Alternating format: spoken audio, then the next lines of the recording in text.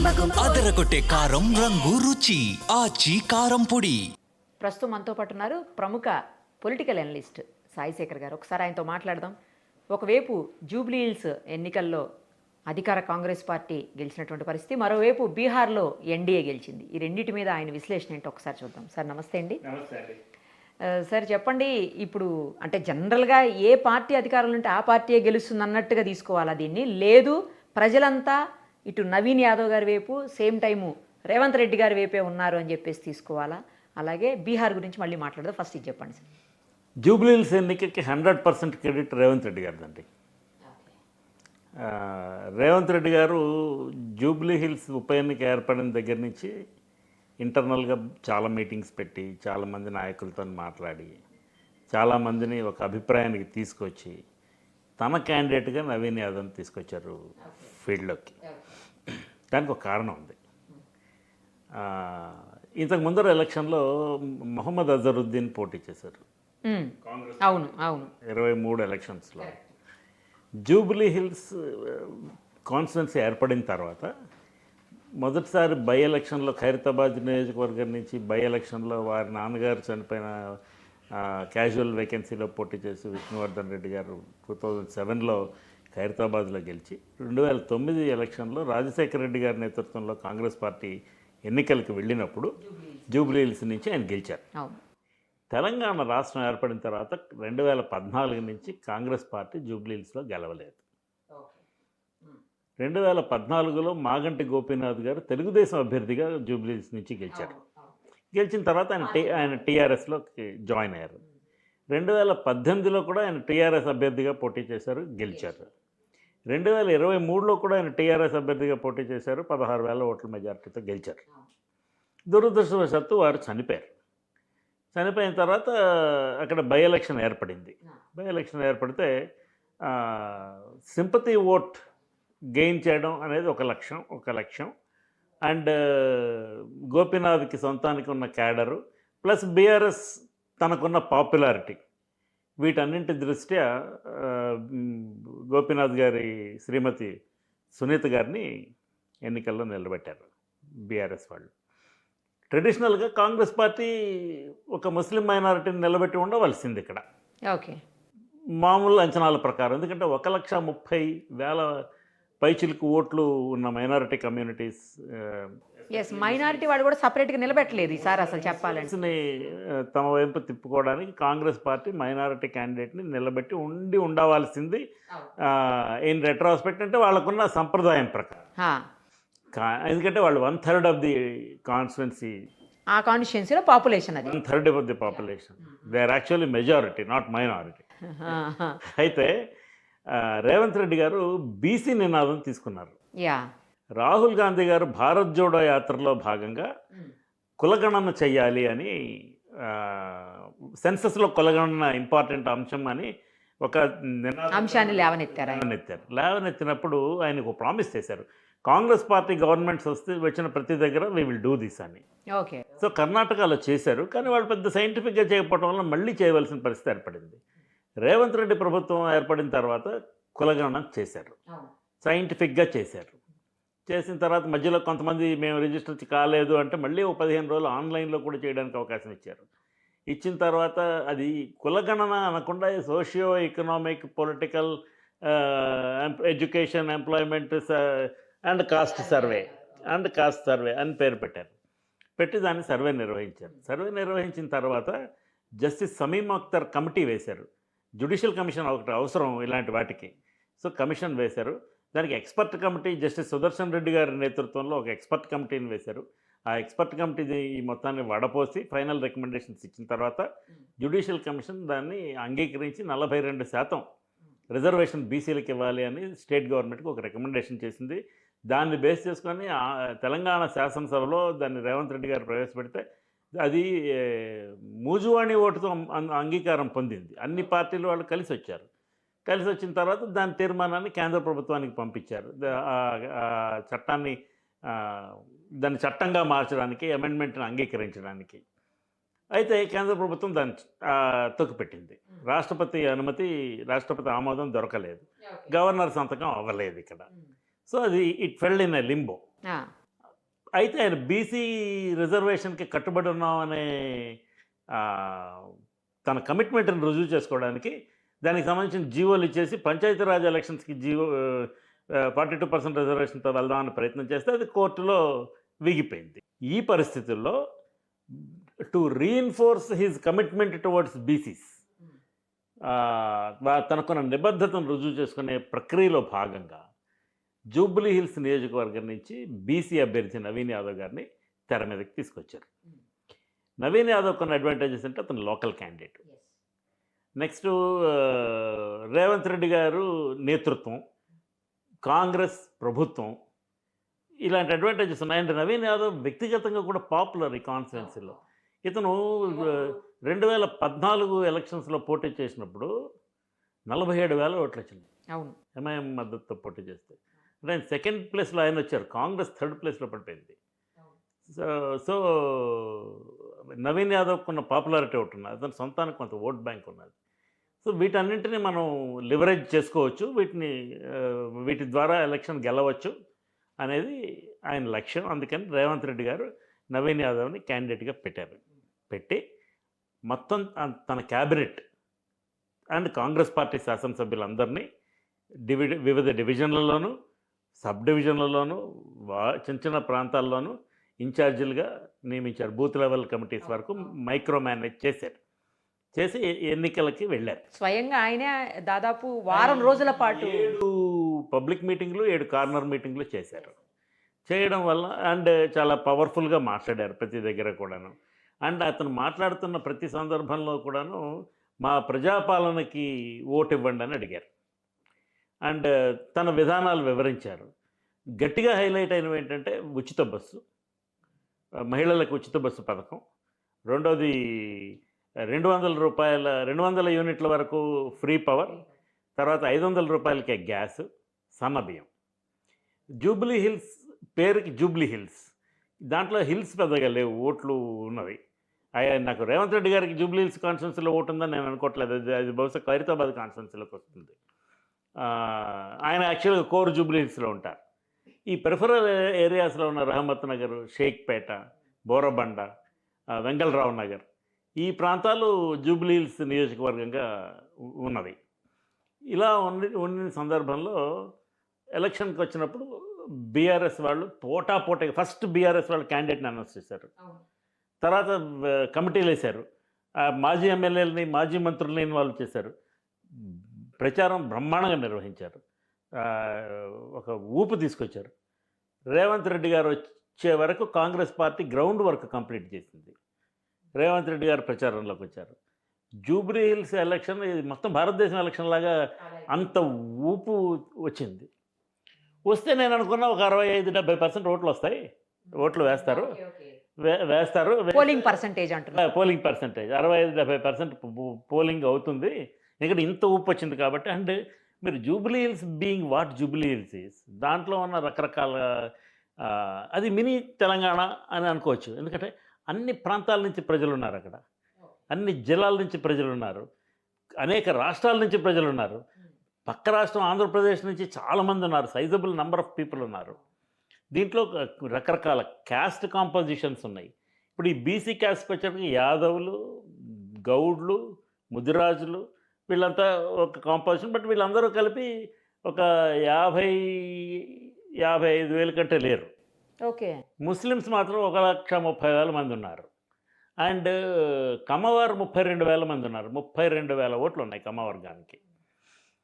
అందుకనే రేవంత్ రెడ్డి గారు తన ప్రసంగంలో పి జనార్దన్ రెడ్డి చనిపోయినప్పుడు క్యాజువల్ వేకెన్సీ ఏర్పడితే ఖైరతాబాద్లో బై ఎలక్షన్ జరిగితే చంద్రబాబు నాయుడు గారు పెద్ద మనసు చేసి క్యాండిడేట్ని పెట్టలేదు, వేరే టీఆర్ఎస్ క్యాండిడేట్ని పెట్టి దాన్ని ఎన్నికలుగా మార్చారు అని చెప్పారు. ఆ రకంగా ఆయన చంద్రబాబు తాలూకా గొప్పతనాన్ని హైలైట్ చేయడం ద్వారా, అంటే ఆయన మాట్లాడుతున్నప్పుడు ప్రతి మాటలోనూ హైటెక్ సిటీకి చంద్రబాబు నాయుడు ఆద్యుడు, అంటే ఇన్ఫర్మేషన్ టెక్నాలజీ ఇండస్ట్రీ డెవలప్ అవ్వడానికి ఈ ప్రాంతంలో ఆయన పేరు చెప్పారు. అయితే అట్ ద సేమ్ టైం ఆయన రాజశేఖర రెడ్డి గారు, నేదురుమల్లి జనార్దన్ రెడ్డి గారు చేసిన కృషిని ఎక్కడా విస్మరించలేదు, చాలా గట్టిగా ప్రచారం చేశారు. ఓఆర్ఆర్, తర్వాత ఎయిర్పోర్టు, ఇక చాలా విషయాల్లో రాజశేఖర రెడ్డి గారి ప్రభుత్వం చేసిన కార్యక్రమాల్ని మా పార్టీ మేం చేసాం అని చాలా గట్టిగా హైలైట్ చేశారు. బీఆర్ఎస్ వాళ్ళు కూడా ఈ రాష్ట్రానికి కొంతమంది మంచి ముఖ్యమంత్రులు ఉండేవారు, ఉదాహరణకు చంద్రబాబు నాయుడు గారు ఉండేవారు అని ఇట్లా మాట్లాడారు. కేటీఆర్ గారు మాట్లాడితే, అంటే ఇది ఇద్దరిది కూడా పొలిటికల్ పోస్చరింగ్. ఎందుకంటే తెలుగుదేశం ఇంక లేదు ఇక్కడ. అవును. తెలుగుదేశం పార్టీ తెలుగుదేశం రూపంలో ఇంక ఇక్కడ లేదు, ప్రస్తుతానికైతే లేదు. ఇంకా ఇమీడియట్గా వచ్చే అవకాశం ఉందో లేదో కూడా నాకైతే తెలియదు.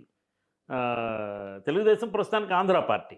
కానీ ఆ తెలుగుదేశం పార్టీకి సింపథైజర్స్గా ఉన్న వర్గం వాళ్ళందరినీ కూడా మన వైపు అట్రాక్ట్ చేసుకోవాలని రెండు పార్టీలు ప్రయత్నించినాయి.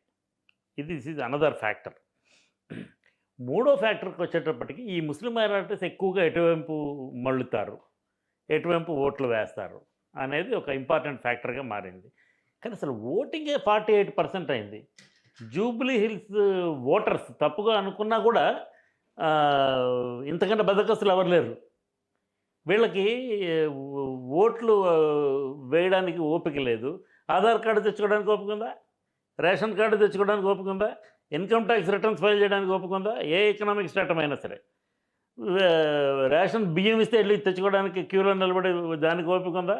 ఏం వెళ్ళి ఓటు వేయడానికి మొహమాటం. ఇప్పుడు ఓటు వేయకపోవటం వలన వాళ్ళంతటి వాళ్ళే మా నియోజకవర్గంలో ఈ పని జరగడం లేదు, ఈ రోడ్డు బాగాలేదు, ఈ బస్సు రావటం లేదు, ఈ లైట్ వెలగటం లేదు, వాన నీళ్ళు పోవడం లేదు అని అడిగే అధికారం కోల్పోయారు. వాళ్ళంతటి వాళ్ళే సరెండర్ చేశారు. ఏ రాజకీయ పార్టీని వాళ్ళు ప్రశ్నించలేరు. బీఆర్ఎస్ని అడగలేరు, కాంగ్రెస్ని అడగలేరు, ఎంఐఎంని అడగలేరు, ఎవరిని బీజేపీని అడగలేరు, ఎవరిని అడగలేరు. This is the situation. వాళ్ళంతటా వాళ్ళు కొని తెచ్చుకున్న పరిస్థితి. జూబ్లీ హిల్స్ నియోజకవర్గం ఏర్పడిన మొదటిసారి 2009లో 51% ఓట్లు పోలయ్యాయి. ఆ తర్వాత ఎప్పుడు 50 దాకా రాలేదు. 2018లో అయితే మరీ ఘోరం, 45% ఓట్లు వచ్చినాయి. సో ఇది ప్రజల తాలూకా రిలక్టెన్స్, ఒక నిర్లిప్తత, ఓటింగ్కి వెళ్ళడం అనే అంశం మీద వాళ్ళకు ఒక నిర్లిప్తత ఉన్నది.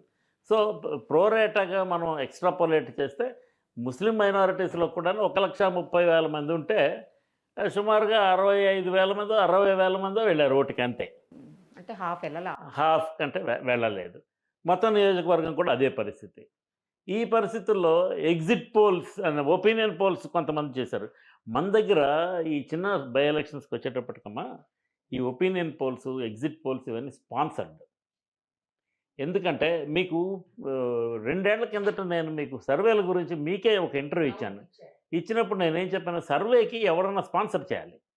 ఇప్పుడు సుమన్ టీవీ సర్వే అనుకోండి, సుమన్ టీవీ వాళ్ళు ఒక సర్వే ఏజెన్సీని పిలిచి ఇంత శాంపుల్ సైజ్ చేయాలి, ఈ ఏరియాలో చేయాలి, మీరు ఇంత అభిప్రాయాలు తీసుకోవాలి, దీంట్లో పురుషులు ఇంతమంది ఉండాలి, మహిళలు ఇంతమంది ఉండాలి, హిందూస్ ఇంతమంది, క్రిస్టియన్స్ ఇంతమంది, మైనారిటీస్ ఇంతమంది, వీళ్ళ కంపోజిషన్ తీసుకోండి, ఏజ్ గ్రూప్స్ తీసుకోండి, వాళ్ళ ఎకనామిక్ స్టేటస్ తీసుకోండి. ఇవన్నీ methodology of survey Suman TV వాళ్ళు చెప్తారు వాళ్ళకి చేయమని.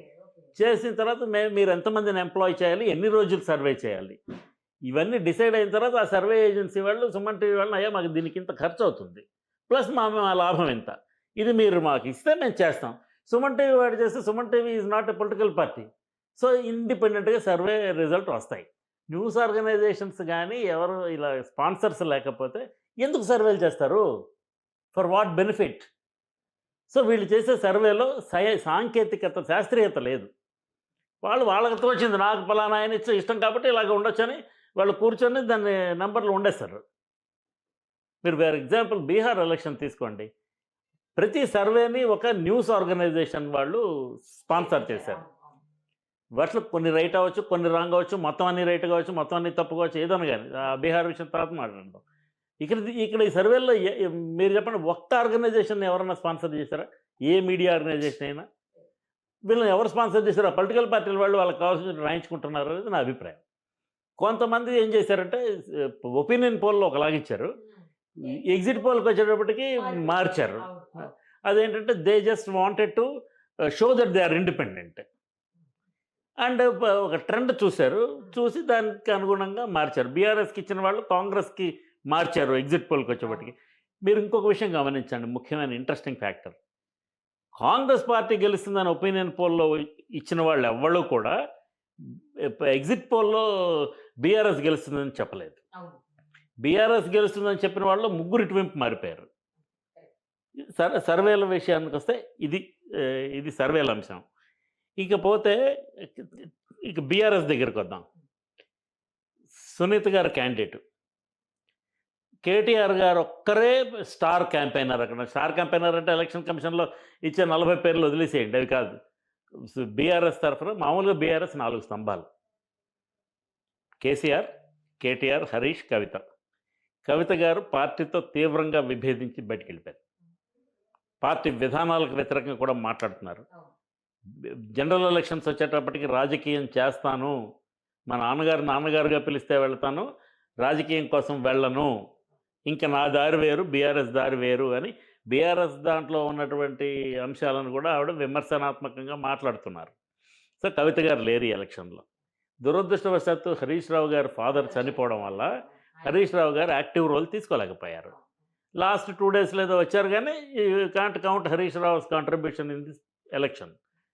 కేసీఆర్ గారు అసలు ఎన్నికలకే ప్రచారానికే రాలేదు, ఒక్కసారి కూడా రాలేదు. కేటీఆర్ గారు ఒక్కరి భుజస్కంధాల మీద ఈ బాధ్యత పడింది. ఆయన చాలా పకడ్బందీగా నిర్వహించారు. నేనే నిర్వహించలేదు అని అనడం లేదు. ఎందుకంటే ఒక రాజకీయ పార్టీ నాయకుడిగా వర్కింగ్ ప్రెసిడెంట్ అతను, అండ్ 10 సంవత్సరాలు వాళ్ళు గవర్నమెంట్లో ఉన్నారు. దాంట్లో అత్యధిక భాగం మధ్యలో ఒక 9 నెలల బ్రేక్లో తప్ప, బట్ కంటిన్యూస్గా ఆయన మంత్రిగా పనిచేశారు. మంచి పేరు తెచ్చుకున్నాడు. He the glamorous leader in the city. With all these points ఇవన్నీ ఉంచుకొని కూడా బీఆర్ఎస్ వాళ్ళు ఇంత ఘోరంగా, ఇప్పుడు ఈ 48% ఓట్లలో కూడా నీకు 24-25 వేల ఓట్లు తేడా వచ్చిందంటే ఇది ఖచ్చితంగా బీఆర్ఎస్ రీబూట్ బటన్ నొక్కుకొని వాళ్ళ అప్రోచ్ని వాళ్ళు పునఃసమీక్షించుకోవాల్సిన అవసరం ఉంది. అండ్ తప్పకుండా అంతర్మథనం అనేది ఒకటి జరగాలి. 2023 ఎలక్షన్ ఓడిపోయిన తర్వాత ఎందుకు ఓడిపోయారు అనే దాన్ని విస్తృతమైన ప్లాట్ఫామ్స్లో వాళ్ళు చర్చించుకున్నారని నేను అనుకోవడం లేదు. వాళ్ళు దాన్ని నెక్స్ట్ పార్టీ క్యాడర్, ఒక పార్టీకి ఒక ఆర్గనైజేషన్ ఒకటి ఉంటుంది కదండి. ఇప్పుడు నాకు తెలిసినంత వరకు చాలా స్ట్రాంగ్ పొలిటికల్ ఆర్గనైజేషన్ ఉన్న పార్టీ మన తెలుగు రాష్ట్రాల్లో తెలుగుదేశం. చాలా మొదటి నుంచి, చాలా కాలం నుంచి. ఎప్పుడైతే చంద్రబాబు నాయుడు గారు తెలుగుదేశం పార్టీలో జాయిన్ అయ్యారో, కాంగ్రెస్ పార్టీ నుంచి ఎన్టీఆర్ గెలిచిన 15-20 రోజుల తర్వాత, ఆ రోజు నుంచే ఈ పార్టీ ఆర్గనైజేషన్ నిర్మాణానికి బీజం పడింది. ఇప్పటికి కూడా తెలుగుదేశం ఇక్కడ లేదు కదా. There will be some activity in NTR trust Bhavan. మీరు వెళ్ళి చూడొచ్చు. ఎవరో ఒకళ్ళు వస్తుంటారు, దాన్ని గాలికి వదిలేరు. అండ్ వాళ్ళకు ప్రతి నియోజకవర్గంలోనూ నియోజకవర్గ స్థాయి నాయకులు, ఎమ్మెల్యే ఇన్ఛార్జీలు. అది తెలంగాణ ఇప్పుడు లేకపోవచ్చు, వేరే ఆంధ్రాలో మీరు చూడండి. ఇప్పుడే కాదు, మరి వాళ్ళు 23 సీట్లే వచ్చి తక్కువ సీట్లతో ప్రతిపక్షంలో ఉండిపోయిన రోజు నాడు కూడా చంద్రబాబు రోడ్డు మీదకి వెళ్తే జనం రావడానికి కారణం ఈ పార్టీ నిర్మాణం. అది వైఎస్ఆర్ కాంగ్రెస్కి కూడా లేదు. వైఎస్ఆర్ కాంగ్రెస్ ఇప్పటికీ కూడా సింగిల్ మ్యాన్ పార్టీయే. ఆయన రోడ్డు మీదకి వస్తే జనం ఇబ్బడిగా వస్తారు, లేకపోతే తెచ్చేవాళ్ళు ఎవరు లేరు. తెలుగుదేశానికి ఆ బాధ లేదు. సో ఈ బీఆర్ఎస్కి కూడా పార్టీ నిర్మాణం లేదు. ఏవో ఉన్నాయి కొన్ని పొజిషన్స్, బట్ పార్టీ ఆర్గనైజేషన్ నిర్మాణం లేదు. కాంగ్రెస్ పార్టీకి చాలా కాలం బట్టి, because of it's inherent presence in across the country, సరే చాలా దగ్గరలో ఓడిపోతుండొచ్చు, కానీ కాంగ్రెస్కి పార్టీ నిర్మాణం ఉంది. ఈ అడ్వాంటేజ్ కాంగ్రెస్ పార్టీకి ఉన్నది. సో బీఆర్ఎస్ వాళ్ళు పార్టీ నిర్మాణం లేకపోవడం. నెక్స్ట్ కాంగ్రెస్ ఎందుకు ఒక్క కారణం బీఆర్ఎస్ని ఓడించడానికి, ఒక్క కారణం వలన ఒక స్లోగన్ గట్టిగా తీసుకున్నారు, ఏంటంటే అరగెన్స్. ఈ విషయం ఎవరు మర్చిపోలేదుగా, ఇంకా మర్చిపోలేదు. అది సమస్య. ప్రజలు వీళ్ళు అరగెంట్ అనుకుంటున్నారు అనే అభిప్రాయాన్ని మనం తొలగించేయాలి. మనం వాళ్ళందరితో సమ్మిళితం కావాలి, వాళ్ళందరితో కలిసి ఉండాలి అనే భావన ఇంకా బీఆర్ఎస్లో రాలేదనేది నా అభిప్రాయం. దీనికి ఒక కారణం ఉంది. కేసీఆర్ గారు పార్టీ అధ్యక్షులు. వారు ప్రజల్లోకి వచ్చి ప్రచారం చేయలేదు. బై ఎలక్షన్లో, పార్లమెంట్ ఎలక్షన్స్లో ఒక్కొక్క కాన్స్టిట్యున్సీలో ఒక్కొక్క మీటింగ్ పెట్టారు. అసెంబ్లీ ఎలక్షన్స్లో కూడా 2023లో వారు 90 పబ్లిక్ మీటింగ్లు అడ్రస్ చేశారు అంతే. ఇక అక్కడి నుంచి వాళ్ళు యాత్రలు చేయలేదు, ఏం చేయలేదు. వేరే కాంగ్రెస్లో రేవంత్ రెడ్డి గారు ఒక పక్క నుంచి వస్తుంటే భట్ ఇంకో పక్క నుంచి వచ్చారు, కొంత ఆర్గనైజ్డ్గా చేశారు. కేసీఆర్ గారు ప్రచారానికి వెళ్ళకపోవడం కరెక్ట్ కాదు, ఓకే. దాంట్లో సందేహం ఏం లేదు.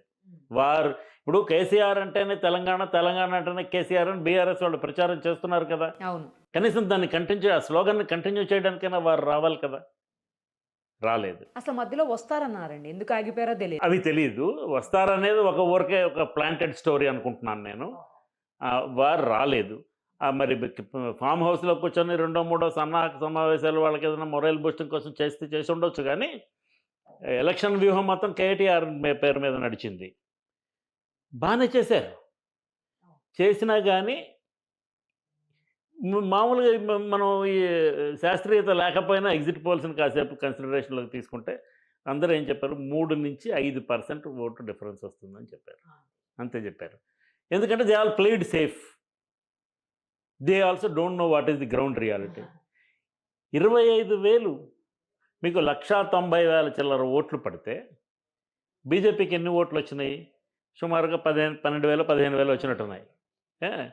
మరి వాళ్ళు డిపాజిట్ బచాయించుకున్నారో లేదో కూడా తెలియదు నాకు. ఇక మిగిలిన 1,75,000 ఓట్లలోని 25,000 మెజార్టీ దగ్గర నవీన్ యాదవ్కి వస్తుంది అంటే 24,658 ఓట్లు, దగ్గర దగ్గర 24,000. 25,000 అనుకోండి, 25,000 నవీన్ యాదవ్కి మెజారిటీ వచ్చిందంటే 1,75,000 ఓట్లలో నవీన్ యాదవ్కి ఎన్ని ఓట్లు పడినట్టు? 1,00,000 ఓట్లు పడినట్టు. 75,000 ఓట్లు బీఆర్ఎస్కి పడినట్టు. అదే బీజేపీ కూడా. నేను 1,90,000 తీసుకున్నా, దాంట్లో బీజేపీని 15,000 వదిలేసేయండి. సో 1,75,000 ఓట్లలో 1,00,000 ఓట్లు కాంగ్రెస్కి వచ్చినాయి, 75,000 ఓట్లు బీఆర్ఎస్కి వచ్చినాయి. This is a huge difference. చాలా తక్కువ. ఈటల రాజేందర్ 23,000 ఓట్లతోనే గెలిచింది హుజూరాబాద్లో. హోరాగా పోరాడి దళిత బంధు అనౌన్స్ చేసి ముఖ్యమంత్రి హుజూరాబాద్ నియోజకవర్గాన్ని బయట ఒక ప్రెస్ కాన్ఫరెన్స్ పబ్లిక్ మీటింగ్ పెట్టి ఇంత హడావిడి చేస్తే హుజూరాబాద్లో వాళ్ళకి దొరికిన ఈటల రాజేందర్కి దొరికిన మెజారిటీ 23,000, అది పెద్ద మెజారిటీ. అంతకంటే ఎక్కువ మెజారిటీ వచ్చింది ఇప్పుడు. నెక్స్ట్ అర్బన్లో అర్బన్ ఏరియాలో హైదరాబాద్లో 22 కాన్స్టిట్యున్సీస్ బీఆర్ఎస్ వాళ్ళు గెలిచారు. మళ్ళీ వీళ్ళే వచ్చేస్తారు అనుకొని ఎంఐఎం వాళ్ళు అప్పుడు రహస్యంగా బీఆర్ఎస్కి సపోర్ట్ చేశారు ఎప్పుడు 23 ఎలక్షన్స్లో. ఇప్పుడు ఆ ఎంఐఎం లేదు, అది ఎంఐఎం వాళ్ళు ఎప్పుడు అధికార పార్టీ, ఎవరు రూలింగ్లో ఉంటే వాళ్ళ సైడ్ ఉంటారు వాళ్ళు. That is their way of politics. ఉండినప్పుడు ఇప్పుడు బీఆర్ఎస్కి అంత అర్బన్ సపోర్ట్ ఉంటే కంటోన్మెంట్ ఎందుకు ఓడిపోయారు, ఇది ఎందుకు ఓడిపోయారు? ఇప్పుడు రేపొద్దున ఈ జూబ్లీ హిల్స్లో దొరికినటువంటి విజయం రేవంత్ రెడ్డి గారు ఖచ్చితంగా బీఆర్ఎస్ని ప్రజలు తిరస్కరించారు అని చెప్పరా? తప్పకుండా చెప్తారు. ఒకవేళ కాంగ్రెస్ ఓడిపోయి ఉంటే రేవంత్ రెడ్డి గారి విధానాలని తూర్పారు పెట్టేవాళ్ళు కదా బీఆర్ఎస్ వాళ్ళు. సో ఇప్పుడు అలా జరగలేదు, ఒకటి. రెండోది, ఈయన నా ప్రజాపాలనకి ఓటు వేశారు ప్రజలని చెప్తారు. బీఆర్ఎస్ని తిరస్కరించారు, ప్రజాపాలనకి సమర్థించారు అని చెప్తారు. ఈ స్ట్రెంగ్త్తో రేపొద్దున ఖైరతాబాద్లోనూ కడియం శ్రీహరి గారి కాన్స్టిట్యున్సీలోనూ నా అంచనా ప్రకారం వాళ్ళిద్దరి తాలూకా శాసనసభ్యత్వాలు రద్దు అయిపోయే అవకాశం ఉన్నది. ఎందుకంటే దానం నాగేందర్ గారు కాంగ్రెస్ క్యాండిడేట్గా ఎలక్షన్స్లో పోటీ చేశారు లోక్సభలో. సో నేను బీఆర్ఎస్ఏ అని చెప్పలేరు ఆయన.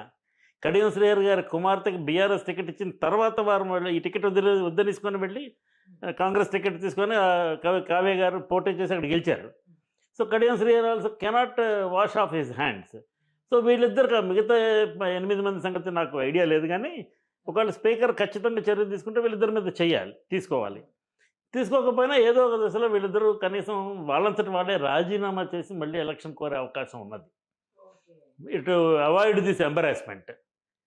ఇప్పుడు కంటోన్మెంట్ గెలిచాను, జూబ్లీ హిల్స్ గెలిచాను, I will also win and Khairatabad అనే లెక్కలకు ఆయన వస్తారు కదా. వచ్చినప్పుడు ఈ జూబ్లీ హిల్స్ మీద ఈ ప్రజలు ఇచ్చినటువంటి నమ్మకాన్ని, తన మీద ఉంచిన నమ్మకాన్ని రీఇన్ఫోర్స్ చేసుకోవడానికి ప్రయత్నం చేస్తారా? ఇదో పక్క నుంచి అండి. రేపో మాపో లోకల్ బాడీ ఎలక్షన్స్ జరుగుతాయా? ఎందుకంటే హైకోర్టు ఏదో ఒక నిర్ణయం ఇస్తే 42%తోనో లేకపోతే పార్టీ పరంగానో 42% రిజర్వేషన్ ఇచ్చేసి కాంగ్రెస్ పార్టీ ఎన్నికలకు వెళ్తుందా? వెళ్ళినప్పుడు ఈ జూబ్లీ హిల్స్ ఎన్నిక ప్రాతిపదిక అవ్వదా? కాంగ్రెస్ పార్టీ ప్రచారానికి ఇది బూస్ట్ అవ్వదా? అవుతుంది. ఈ స్ట్రెంగ్త్ మీద వారు జిహెచ్ఎంసీ ఎలక్షన్ కూడా వెళ్తారు. ఇప్పుడు ఈ GHMC election becomes very interesting. BJP వాళ్ళు లంకెల దీపక్ రెడ్డిని మళ్ళీ క్యాండిడేట్గా ఇక్కడ పెట్టి క్యాండిడేట్ని కూడా చేంజ్ చేయకుండా ప్రచారం అంత గొప్పగా ఏం నిర్వహించకుండా ఈ పరిస్థితుల్లో BJP became a passive player. It is not an active player. So third పొజిషన్కి వాళ్ళు డిసైడ్ అయిపోయారు. జిహెచ్ఎంసీ ఎలక్షన్కి వచ్చేటికి అలా ఉంటుందా? ఎందుకంటే పోయినసారి 2020లో జిహెచ్ఎంసీ ఎలక్షన్స్ జరిగినప్పుడు యోగి ఆదిత్యనాథ్ వచ్చారు, భాగ్యలక్ష్మి టెంపుల్కి వెళ్ళారు, అమిత్ షా వచ్చారు, తర్వాత రాజ్నాథ్ సింగ్ వచ్చారు, ఇంకా చాలామంది గజేంద్ర సింగ్ షెకావత్ వచ్చారు, చాలామంది మంత్రులు వచ్చారు, ప్రచారం చేశారు. ప్రధానమంత్రి గారు కూడా భారత్ బయోటెక్లో సైంటిస్టులు కలుద్దాం కోవిడ్ వ్యాక్సిన్ సంబంధించి అన్న మిషతో హైదరాబాద్ వచ్చి ఆ హకీంపేట నుంచి ఆ భారత్ బయోటెక్ ఫ్యాక్టరీకి వెళ్ళిపోయారు. కానీ ఆయన కూడా ఉన్నారు ఎలక్షన్ ప్రచారంలో. He made his presence felt by not speaking. All right. So BJP అంత అగ్రెసివ్గా తీసుకొని ఎలక్షన్ ప్రచారం నిర్వహిస్తే బీఆర్ఎస్ మీద 44 సీట్లు వచ్చాయి. ఒక 150. That's a big number. బీఆర్ఎస్కి 99 సీట్లు ఉండే 2016 జిహెచ్ఎంసీలో ఈ ఎలక్షన్కి వచ్చేటప్పటికి ఎంత తగ్గిపోయారు? 56 సీట్లకు తగ్గిపోయారు. రేపు జిహెచ్ఎంసీ ఎలక్షన్ జరిగితే అసలు కాంగ్రెస్కి దాదాపు ఏం లేరు. ఈ మధ్యన కాంగ్రెస్ అధికారంలోకి రావటం వల్ల చాలామంది మేయర్ గారితో సహా డిప్యూటీ మేయర్ గారితో సహా అందరూ అటు వెళ్ళిపోవడం వల్ల కొంతమంది కాంగ్రెస్ ప్రెసిడెన్స్ కనపడుతుంది. కానీ జనరల్ బాడీ ఆఫ్ జిహెచ్ఎంసీలో కాంగ్రెస్కి ఏమీ లేదు. కానీ రేపు పొద్దున్న ఎలక్షన్ అట్లా జరుగుతుందా? ఇక్కడ అధికార పార్టీ ఆల్రెడీ 2 నియోజకవర్గాల్లో గెలుచున్నారు. ఆ స్ట్రెంగ్త్తోనే పోటీ చేస్తారు కదా. ఇప్పుడు పోటీ ప్రధానంగా ఎవరి మధ్య ఉంటుంది? కాంగ్రెస్ బీఆర్ఎస్ మధ్య ఉంటుందా? కాంగ్రెస్ బీజేపీ మధ్య ఉంటుందా? ముగ్గురు మధ్యన ఉంటుంది, లేక త్రిముఖ పోటీ ఉంటుందా? ముఖ్యం ఉంటుంది ఖచ్చితంగా. ఈ సమస్య ఒకటి ఉత్పన్నం అవుతుంది. నెక్స్ట్ మున్సిపాలిటీల్లోనూ, మండల పరిషత్లోను, జిల్లా పరిషత్లోను ఈ స్ట్రెంగ్త్తోనే అతను వెళ్ళి పోటీ చేస్తారు. రాజకీయంగా మాట్లాడుకుంటే ఎవరో కొంతమంది సీనియర్లకి రేవంత్ రెడ్డి నేతృత్వం మీద అసంతృప్తి ఉన్నది, వాళ్ళు ఇంకా బయటపడటం లేదు, లోపల కంప్లైంట్లు పెడుతున్నారు అనే అది రూమరో లేకపోతే దాదాపుగా నిజమేనో, మొత్తానికి అది ఒకటి జరుగుతూ ఉంటుంది ప్రజల్లో. కాంగ్రెస్ పార్టీలో యూనిటీ అలా ఉండదు. వైఎస్ రాజశేఖర రెడ్డి లాంటి టాల్ లీడర్కే అది లేదు.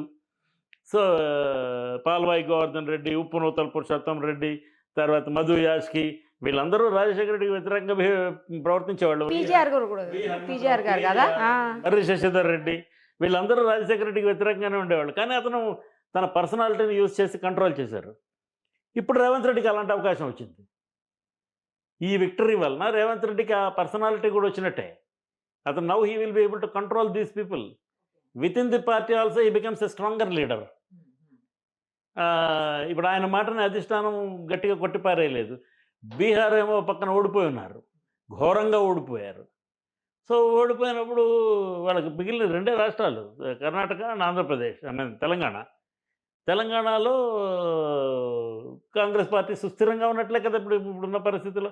సో ఈ ముఖ్యమంత్రి వలన గెలిచింది కాబట్టి ఎలక్షన్, ఈ ముఖ్యమంత్రి మాట వచ్చి అక్కడ చెల్లుబాటు అవ్వదా? రాహుల్ గాంధీ చూడలేదు, రాహుల్ గాంధీ షేక్ హ్యాండ్ ఇవ్వలేదు, రాహుల్ గాంధీ ఈయన కౌగిలించుకోలేదు అని ప్రచారం భారీ ఎత్తున చేశారు, ముఖ్యంగా బీఆర్ఎస్ వాళ్ళు. ఏమైంది?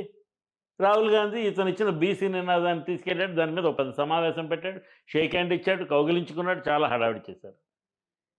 పార్టీ అధిష్టానం ఇప్పుడు విత్ ఇన్ ది ఆర్గనైజేషన్, ఇప్పుడు అతనికి మీకు పడుతుందో లేదో నేను మాట్లాడకూడదు, అది మీ సంస్థలో ఇంటర్నల్ మ్యాటర్.